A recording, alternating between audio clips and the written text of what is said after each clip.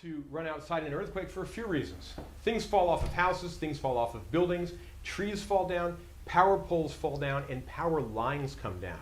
If a power line comes down, you run a real risk of being electrocuted.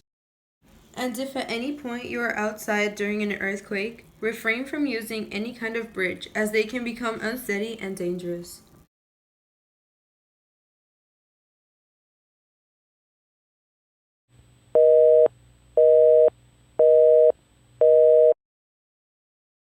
An emergency plan is a personalized, practical plan that can help you avoid dangerous situations and know the best way to react when you are in danger.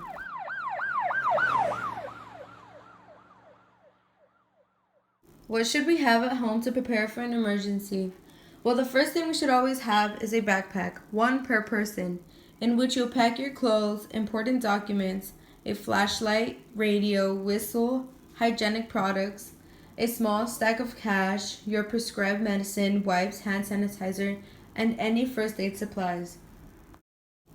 Another good thing to have is a pocket-sized multi-tool, which can potentially save your life.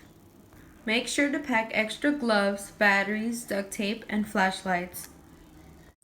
If you're in a room that has a fire blanket, make sure to know where it is located. The way fire blankets work is once taken out of the box and placed over a fire, the blanket will extinguish any fire within 10 to 15 minutes. So what are the right steps to take during an earthquake?